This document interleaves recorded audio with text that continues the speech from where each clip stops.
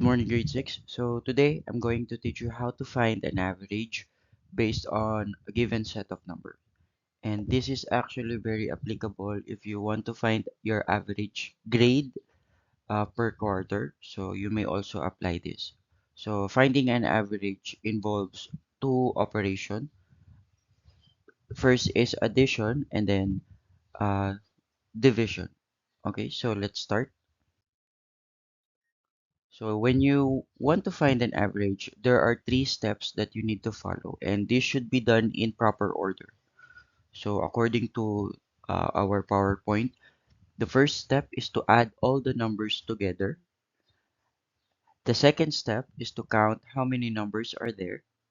And then lastly, you have to divide the total sum by the number of numbers. So I have here an example. So there are two subjects here, and there are grades recorded for the four quarters. So meron tayong English and we also have Filipino. So our first goal is to find the average for the English subject for the entire school year. So that means it covers from first to fourth quarter. So we just have to follow the step. The first step, add all the numbers together. So ano ba yung mga numbers ng English? So ito yon. So from first to fourth. So, just add them. So, you can add them in column para mas madali. So, 85 for the first quarter, 87 for the second quarter, 89 for the third, and 92 for the fourth. Then get the sum. So, 5 plus 7 plus 9 plus 2. That's 23. Bring down 3, carry up 2. Then 2 plus 8 plus 8 plus 8 plus 9 is 35. So you get the sum na. So this is for the first step. Now, the second step, count how many numbers are there. Ilan ba yung pinag-plus-plus natin? So we have 1, 2, 3, 4. So apat lang. So yung 4 na yan, para paghandaan natin yung third step, this will become our divisor. And yung 353, that is our dividend.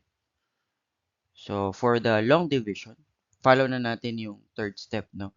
Divide the total sum by the number of numbers. So, for the long division, yung dividend natin ang nasa loob ng division bar, 353, and our divisor is 4. So, let's start. Pwede ba siya sa 3? No. Kailangan lagi mas mataas ang dividend. So, kuha pa tayo ng isang number, 35. 35 divided by 4. So, ilan? The answer is 8. Gaya nung sinabi ko, meron tayong steps for division. After ng division, followed by multiplication, 8 times 4 is 32. The third step is subtraction. So we have to subtract 35 and 32. The answer is 3.